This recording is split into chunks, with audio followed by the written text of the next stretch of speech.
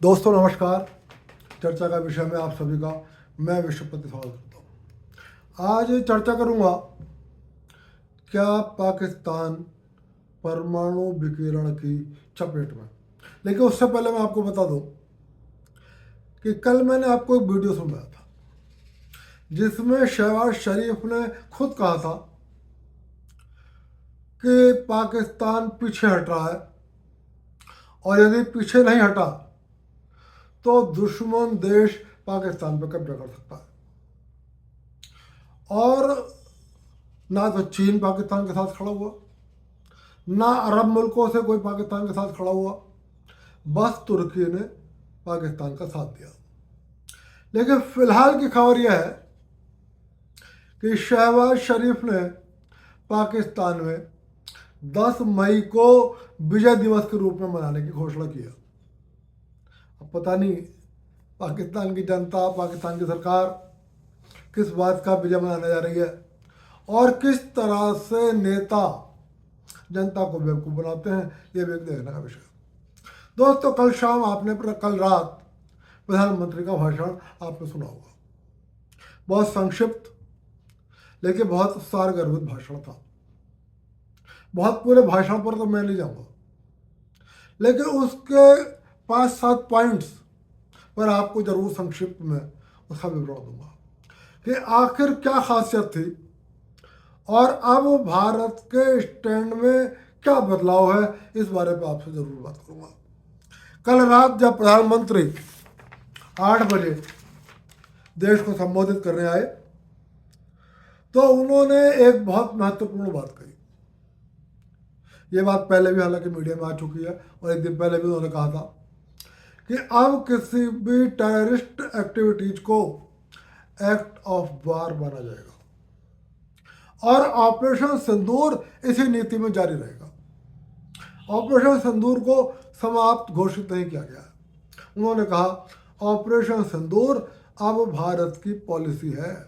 इसका मतलब क्या है कि यदि भारत में कोई टेररिस्ट अटैक होता है और भारत के पास इस बात के पुख्ता प्रमाण हैं कि ये पाकिस्तान द्वारा प्रायोजित है, इसके हैंडलर पाकिस्तान में बैठे हैं या ये टेररिस्ट पाकिस्तान से आए हैं, तो इसको भारत एक्ट ऑफ वार मानेगा। और जिस तरीके से ऑपरेशन सिंदूर में भारत की सेनाओं ने पाकिस्तान को जवाब दिया है, ठीक उसी तरह से भारत की सेनाएं उसके पश्चात पाकिस्तान को जवाब देंगी। दूसरी उन्होंने एक बहुत महत्वपूर्ण बात कही कि न्यूक्लियर ब्लैकमेल से अब भारत नहीं डरेगा। ये बात बहुत साफ भी है। आपने इस पूरे 7 मई से पहले पाकिस्तान के छुटभैया नेता से लेकर पाकिस्तान के प्रधानमंत्री तक को एक गिरड़ भपकी देते हुए सुना होगा, हम में न्यूक्लियर पावर है। और मैंने पहले भी कहा कि पाकिस्तान के इस धमकी से भारत की गैर मोदी, गैर भाजपा सरकारें डरती आई हैं, चाहे वो यूपीए की सरकार हो, चाहे वो कांग्रेस पार्टी की सरकार हो, या वो भारत की जनता को पाकिस्तान की न्यूक्लियर पावर का डर दिखा देती है और भारत पाकिस्तान के सामने झुका हुआ महसूस करता है। उन्होंने साफ कहा, मोदी ने, हमने इस ऑपरेशन सिंदूर में यह सिद्ध कर दिया है और आगे के लिए भी न्यूक्लियर ब्लैकमेल नाम के शब्द की ब्लैकमेलिंग के आगे हम झुकेंगे नहीं। पाकिस्तान के पास चाहे जितने परमाणु बम है वो, या पाकिस्तान और परमाणु बम बना ले, लेकिन भारत को जब भी पाकिस्तान को सबक सिखाना होगा, भारत अपने ध्यान में न्यूक्लियर ब्लैकमेल जैसी चीज को नहीं रखेगा और पाकिस्तान पर एक जोरदार हमला होगा। ये बिल्कुल नया स्टैंड है, ये चेंज ऑफ स्टैंड है भारत सरकार के नीति में। एक बात उन्होंने और कही, आतंक और उसके आकाओं को हम अलग अलग नहीं मानेंगे। मान लो 4 आतंकवादी भारत में चाहे जम्मू में या कहीं पर भी आके आतंकी हमला करते हैं, वो हमारे हाथ नहीं आते, लेकिन हमें पता लग जाता है कि वो हाफिज सईद, मसूद अजहर या किसी और पाकिस्तानी हैंडलर से संचालित हो रहे थे, उनके द्वारा प्रशिक्षित किए गए थे, उनके द्वारा भेजे गए थे। तो भारत उनको भी उसी तरह का आतंकवादी मानेगा जिन आतंकवादियों ने भारत में रहकर टेररिस्ट एक्टिविटीज को अंजाम दिया है। ये भी एक चेंज ऑफ स्टैंड है कि अब पाकिस्तान इस बात का ध्यान रखे कि यदि पाकिस्तान का पाला हुआ, पाकिस्तान का प्रशिक्षित कोई व्यक्ति आकर भारत में टेरर एक्टिविटीज करता है तो भारत उसके आकाओं को मारने के लिए पाकिस्तान के किसी भी भाग तक जा सकता है। हम आतंकवादियों को और उनके आकाओं को अलग अलग नहीं समझेंगे। ये बहुत स्पष्ट संदेश है प्रधानमंत्री मोदी का पूरी दुनिया के लिए और ख़ास तौर से पाकिस्तान के लिए। एक बात उन्होंने और कही, ट्रेड, टॉक और टेरर तीनों चीज़ें एक साथ नहीं चल सकती। मतलब बहुत साफ है कि जब तक भारत को ये पूरा विश्वास है कि पाकिस्तान भारत में टेरर फैलाने के लिए टेररिस्ट को प्रशिक्षित कर रहा है, ट्रेन कर रहा है, उनको पाल पोस रहा है, उनको भेज रहा है, तब तक भारत और पाकिस्तान के बीच में बातचीत नहीं होगी और भारत और पाकिस्तान के बीच में व्यापार भी नहीं होगा। यदि पाकिस्तान भारत के साथ बातचीत करना चाहता है, यदि पाकिस्तान भारत के साथ व्यापार करना चाहता है, तो उसको अपनी टेरर एक्टिविटीज को छोड़ना होगा। यह भी चेंज ऑफ स्टेट है। यूपीए के दौर में मैं आपको बता दूं कि पाकिस्तान के आए हुए आतंकवादियों ने जब 26/11 का हमला करा था बम्बई के अंदर, जिसमें भारत सहित विदेशों में भी कुछ विदेशी नागरिक भी मारे गए थे, उसके 1 महीने बाद ही भारत सरकार ने कई 100 करोड़ रुपए की सहायता पाकिस्तान सरकार को दी थी। ये बात देश से छिपाई गई। और इसके अलावा पाकिस्तान को भुखमरी से निपटने के लिए सैकड़ों टन अनाज भी दिया गया था। ये बात खास तौर से वो लोग जान ले जो मोदी के विरोध में, जिनकी आंखों पर ऐसे चश्मे चढ़े हैं जो सच्चाई को देखने में असमर्थ है और जो गांधी खानदान की चापलूसी करने से बाज नहीं आते। वो चाहे सोशल मीडिया एक्टिविस्ट है, चाहे वो सोशल मीडिया इन्फ्लुएंसर है और या वो यूट्यूबर है या कुछ पत्रकार है। एक और प्रधानमंत्री के भाषण में खास बात थी, पानी और खून एक साथ नहीं बह सकता। मैं इस बात से बहुत खुश हूं। मुझे यह आशंका थी कि ऑपरेशन सिंदूर समाप्त होते ही भारत सिंधु जल समझौते को जो उसने स्थगित किया है उसको बहाल कर सकता है। फिलहाल अभी भी मुझे आशंका है कि जैसे ही माहौल सुधरेगा भारत स्थगित उसको बहाल कर देगा। लेकिन फिलहाल प्रधानमंत्री ने जो कहा है ये बहुत अच्छा कहा है। पाकिस्तान को जल भेजने का निर्णय हम अपनी आवश्यकता के अनुसार करेंगे। हमारे पास जल ज़्यादा है, हमें बहाना है तो हम पाकिस्तान की ओर बहा देंगे। हमारे पास जल ज़्यादा नहीं है, हमारे दिल्ली को, हमारे राजस्थान को, हमारे हरियाणा को, हमारे पंजाब को यदि जल चाहिए तो हम पाकिस्तान को जल नहीं देंगे, पहले अपने राज्यों को देंगे। हम नेहरू जी की तरह नहीं करेंगे कि अपने देश को जल ना दें और पाकिस्तान को दे दें। यह मोदी सरकार का निर्णय बहुत अच्छा है और मैं कहूँगा कि एक तो सरकार इस निर्णय पर अटल रहे और दूसरी बात, सिंधु जल समझौते के कुछ नियमों के कारण हम जो अपने डैम्स बना रहे थे उसमें कानूनी बाधाएं आ रही थी और इसलिए हमारे प्रोजेक्ट्स कुछ पीछे चल रहे हैं। जैसे हमें पाकिस्तान को सूचना देनी होती है कि भाई हम प्रोजेक्ट बना रहे हैं, ऐसे ऐसे उधर पानी रुकेगा। फिर पाकिस्तान वर्ल्ड बैंक में जाता है, फिर वर्ल्ड बैंक से हमसे पूछता है कि बताओ आप क्यों बना रहा हो डैम। हम वर्ल्ड बैंक को अपनी स्थिति स्पष्ट करते हैं और जब वर्ल्ड बैंक परमिशन दे देता है कि आप इतना काम कर सकते हो तब हम उतना काम करते हैं। अब सिंधु जल समझौता स्थगित है, हम पाकिस्तान को इन्फॉर्मेशन देने के लिए बाध्य नहीं है, हम विश्व बैंक के पास किसी परमिशन लेने के लिए बाध्य नहीं है। हमें तेजी से अपनी जो परियोजना है पूरी नहीं हुई है उसको पूरा करने पर पूरा ध्यान लगा देना चाहिए, मेरी ये सरकार से अपील है। एक और महत्वपूर्ण बात कही, शांति का मार्ग शक्ति से ही निकलता है। ये बहुत बड़ी बात कही है प्रधानमंत्री नरेंद्र मोदी ने। आपको याद होगा जब यूक्रेन पर हमला हुआ सोवियत संघ का, तो प्रधानमंत्री ने कहा था पुतिन से, रूस के राष्ट्रपति से, कि यह युद्ध का काल नहीं है। इसलिए लगातार हमारा ये आकलन होता था कि भारत पाकिस्तान पर ये आक्रमण नहीं करेगा, क्योंकि यदि भारत आक्रमण करता है तो दुनिया भारत के प्रधानमंत्री से पूछेगी कि आपने अभी 1 साल पहले सोवियत संघ से कहा कि यह युद्ध का काल नहीं है, तो अब अचानक ये कैसा युद्ध का काल आ गया कि आपने पाकिस्तान के ऊपर हमला कर दिया।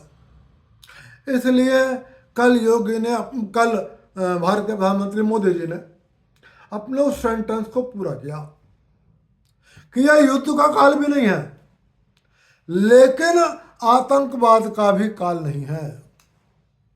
जिस तरह से युद्ध को स्वीकार नहीं किया जा सकता, इसी तरह से आतंकवाद को भी स्वीकार नहीं किया जा सकता। यदि आतंकवाद कोई फैलाएगा तो उसके खिलाफ कार्रवाई करनी पड़ेगी। उन्होंने कहा शांति का मार्ग शक्ति से निकलता है, यह सच है। लोग हमेशा कहते हैं युद्ध से शांति का मार्ग नहीं निकलता, अंततः बातचीत के टेबल पर ही फैसला होता है। ये बात सच है, लेकिन कब होता है? जब दुश्मन को लड़ाई के मैदान में ये पता लग जाए कि वो आपसे जीत नहीं सकता, जब दुश्मन को आप चारों खाने चित्त कर देते हो लड़ाई के मैदान पे, जब दुश्मन को आप इतना पीट देते हो कि वो आपसे लड़ने की हिम्मत ना कर सके, तब वो बातचीत की टेबल पर आकर आपसे समझौता करता है। इसलिए जो लोग ये कहते हैं कि युद्ध नहीं अंततः बातचीत से रास्ता निकलता, उनको मैं समझाना चाहता हूं कि बातचीत का रास्ता तो युद्ध से टेबल पर ही निकलेगा, समाधान तो टेबल पर बातचीत से निकलेगा, लेकिन तब निकलेगा जब दुश्मन की होश ठिकाने आ जाए। तो कल प्रधानमंत्री ने साफ कहा कि शांति का मार्ग शक्ति से निकलेगा। यदि पाकिस्तान इसी तरीके से हरकतें करता रहा तो इसका मतलब क्या है? भारत अपनी शक्ति का प्रयोग करेगा। भारत पाकिस्तान सहित पूरी दुनिया को अपनी शक्ति दिखलाएगा, और जब शक्ति दिखलाएगा तो पाकिस्तान सीज फायर मांगेगा। पाकिस्तान सीज फायर मांगने के लिए दुनिया की शरण में जाएगा और दुनिया कहेगी हम कह ही सकते हैं भारत से, लेकिन फोन तुम्हें ही करना होगा। तो तब शांति का रास्ता निकलेगा। दोस्तों, कल का मोदी जी का भाषण चीन और अमेरिका के लिए भी एक चेतावनी है, और साफ है कि जो आप लोग बार बार कहते हो कि भाई वो पाकिस्तान एक्टिविटी तो कर रहा है लेकिन युद्ध मत करना क्योंकि उसके पास न्यूक्लियर डील है। कल भारत ने, प्रधानमंत्री ने पूरी दुनिया, चाहे वो चीन के राष्ट्रपति शी जिनपिंग हो और चाहे अमेरिका के राष्ट्रपति डोनाल्ड ट्रंप हो, उन्हें साफ संदेश दे दिया है कि न्यूक्लियर वेपन चाहे पाकिस्तान का हो वो उसे अपने गले में टांग ले, चाहे आपके रखे हुए हो तो आप उसका कुछ भी करो, हमें जब पाकिस्तान को पीटना है तब हम पीटेंगे और हम इस धमकी के आगे नहीं झुकेंगे, हम आपकी चेतावनी के आगे नहीं झुकेंगे कि पाकिस्तान के पास न्यूक्लियर एनर्जी है। दोस्तों अब आ जाता हूं परमाणु विकरण पर। कहीं पर भी ऑफिशियली इस बात का कोई कंफर्मेशन नहीं है कि पाकिस्तान में परमाणु विकरण हो रहा है, और यदि हो भी रहा है तो अगले 10-20 साल तक दोनों देश, चाहे भारत हो चाहे पाकिस्तान हो, इस कहानी को स्वीकार नहीं करेंगे। लेकिन जैसे वीडियो फुटेज आ रहे हैं, जैसे पाकिस्तान के एक्स पर कमेंट्स आ रहे हैं, जिस तरीके से भारत सहित अमेरिका के सहित और देशों के अखबार आशंका व्यक्त कर रहे हैं, पाकिस्तान की किराना हिल्स में परमाणु विकिरण होने की संभावनाएं लगातार बढ़ती जा रही हैं। संकेत इसी तरीके के हैं कि वहां कुछ तो है जिसको छिपाया जा रहा है।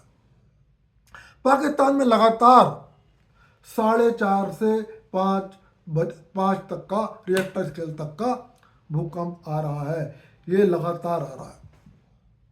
दूसरी बात, अमेरिका से परमाणु सुरक्षा विभाग के जहाज पाकिस्तान के ऊपर लगातार उड़ते हुए ट्रैक किए गए हैं।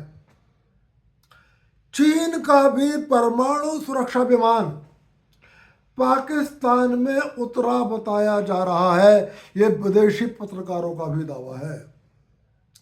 और मिस्र से बोरान नामक एक चीज पाकिस्तान लाई जा रही है। मैं बता दूं कि बोरान मिस्र के नील नदी में पाया जाता है। कहा यह जाता है कि परमाणु ऊर्जा में भी, ऊर्जा पैदा करने में भी बोरान का यूज किया जाता है, और यदि कहीं पर भी परमाणु विकिरण फैल रहा है तब भी बोरान का इस्तेमाल किया जाता है, क्योंकि बोरान परमाणु रिएक्शंस को, रेडिएशंस को सोखता है, परमाणु विकिरण को सोखता है। इसको भी मिस्र से पाकिस्तान में लाया गया बताया जाता है। कुछ मित्र लगातार ये लिख रहे हैं कि ऐसा अफवाह है। एक मित्र ने लिखा है, यदि ऐसा होता तो ये दुनिया में के अखबारों में सुर्खियां होता, यह सिर्फ अफवाह है। मैं उनसे एक बात कहूंगा, पाकिस्तान के सोशल मीडिया में लगातार ये खबरें हैं, किराना हिल्स के चारों ओर के सैकड़ों गांवों को पाकिस्तान की सेना खाली कराई जा रही है, बहुत बड़े एरिया को सील कर दिया बताया जा रहा है। गांवों में माइक लगाकर पाकिस्तान की सेना जीपों से अनाउंस कर रही है, या तो गांव छोड़ दो वरना परमाणु विकिरण की चपेट में आकर मारे जाओगे। पाकिस्तान के कई सोशल मीडिया हैंडलर्स ने एक्स पर कमेंट किया है कि आखिर यदि परमाणु विकिरण नहीं हुआ है, वो नहीं एक्टिवेट हुआ है, तो ये गांव क्यों खाली कराए जा रहे हैं, देश को ये बताया जाए। आखिर पाकिस्तान की सेना क्यों लोगों को फोर्स कर रही है कि तत्काल गांव खाली कर दो। और ये पूरे पाकिस्तान के गांव नहीं है, ये किराना हिल्स के एक निश्चित दायरे में जो चारों ओर के गांव हैं उनको खाली कराया जा रहा है। दूसरी बात, जो मित्र कह रहे हैं कि ऐसी घटना होती तो दुनिया को पता लग जाती है, उनसे मैं ये कहूँगा कि उन्हें 26 अप्रैल 1986 की चेरनोबिल परमाणु दुर्घटना के बारे में कम से कम जरूर जान लेना चाहिए। चेरनोबिल परमाणु रिएक्टर जिसमें 4 रिएक्टर भट्टियाँ थी, ये उस वक्त यूक्रेन का हिस्सा था। और उस समय इसका एक, ये यूक्रेन का हिस्सा था चेरनोबिल शहर, इसके एक तरफ बेलारूस था। और 1986 में यूक्रेन और बेलारूस दोनों रूस का हिस्सा थे। उस समय ये यूएसएसआर कहलाता था। सोवियत संघ को 26/4/1986 को ही पता लग गया था कि चेरनोबिल में परमाणु दुर्घटना हो गई है। इसके 3 मुख्य कारण बताए गए थे। एक, सुरक्षा में लापरवाही। दूसरे, एक संभावना ये थी मानवीय गलती। और तीसरी ये थी कि सरकारी स्तर पर जो सुरक्षा के प्रबंध किए जा रहे थे उनमें वैज्ञानिक दृष्टिकोण से कमी थी। मैं आपको बता दूं, आशंकाएं तो अमेरिका और स्वीडन के सैटेलाइटों को कई दिन बाद ही हो गई थी, लेकिन दुनिया भर से सोवियत संघ ने कई वर्षों तक ये बात छिपा के रखी कि रूस में परमाणु विकिरण हुआ है चेरनोबिल में। कई साल तक इन शब्दों पर ध्यान देना। और वो चेरनोबिल भले ही आज यूक्रेन का हिस्सा है, अभी भी वो इलाका सुरक्षा की दृष्टि से बेहद संवेदनशील है। दुर्घटना हुई थी 1986 में। 20 साल बाद 2006 में यह स्थिति बनी कि उस पूरे रिएक्टर के चारों ओर उसके इलाके को कंक्रीट सील कर दिया गया। 20 साल तो वहाँ के जो इलाका था चारों ओर का, उसको सील करने की क्षमता ही नहीं थी सोवियत संघ के पास। और सोवियत संघ दुनिया से कहीं मदद मांग नहीं रहा था। और 2006 से सोवियत संघ ने चेरनोबिल परमाणु रिएक्टर के चारों ओर 853 फीट चौड़ा, आप अंदाजा लगा लीजिए मैं जो कह रहा हूं, 853 फीट चौड़ा, 531 फीट लंबा, 531 फीट लंबा और 356 इंची लंबा, ये 356 इंची ऊंचा कंक्रीट की दीवार बनानी शुरू करी। ये 2006 में बनी। और ये काम कब कंप्लीट हुआ? ये कंप्लीट हुआ 2017 में। यानी कि उसको चारों ओर से घेरने में कंक्रीट से 11 साल लग गए। 20 साल बाद तो ये स्थिति बनी कि हम काम शुरू कर सके, मतलब रूस काम शुरू कर सके। और जब 20 साल बाद काम शुरू हुआ तब 11 साल के अंदर यह स्थिति बनी कि वहाँ उसको चारों ओर कंक्रीट से ढक दिया गया।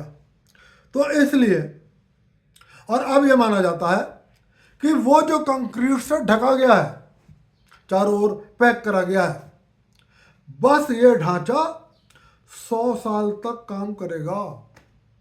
यानी कि 2117 तक काम करेगा। और उसके बाद फिर देखना पड़ेगा कि वहाँ की स्थिति क्या है।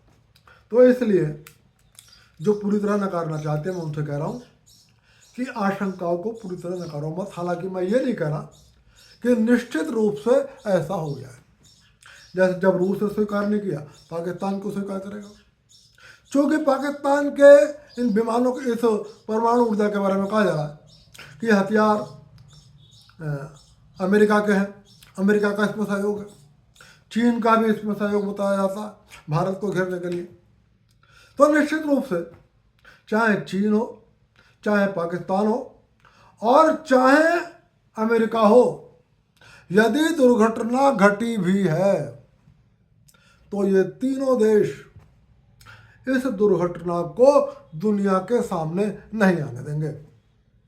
तो फिलहाल मैं कहूँगा डोनाल्ड ट्रंप साहब आपसे, आप बड़े लंबी लंबी हाँक रहे हैं, बहुत लंबी लंबी फेंक रहे हैं, मैंने ये कर दिया, मैंने वो कर दिया, मैंने कह दिया कि ट्रेड डील नहीं करूँगा, युद्ध बंद नहीं करोगे। तो मैं डोनाल्ड ट्रंप जी आपसे कह रहा हूँ, जिन लोगों को डोनाल्ड ट्रंप की बात पर भरोसा हो उनसे कह रहा हूँ कि युद्ध ना हो। ये बात 7 तारीख से पहले भी डोनाल्ड ट्रंप चाहते थे। और यदि भारत को डोनाल्ड ट्रंप की धमकी के आगे झुकना होता तो भारत 6 और 7 मई की रात को 1:05 पर ऑपरेशन सिंदूर को जारी करने की हिम्मत ही नहीं जुटाता। इसलिए डोनाल्ड ट्रंप के बड़बोलेपन में जाने की कोई जरूरत नहीं। भारत में बहुत सारे लोग बार बार ये दिखाते हैं कि देखो पढ़ लो ट्रंप ने क्या कहा। उनसे कहना चाहता हूँ कि 7 तारीख से पहले भी ट्रंप कह रहे थे कि युद्ध नहीं होना चाहिए, हमला नहीं होना चाहिए।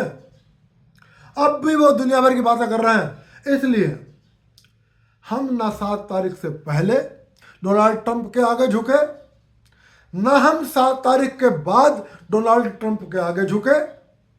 हमें जब जितना ऑपरेशन करना था हमने वो शुरू किया।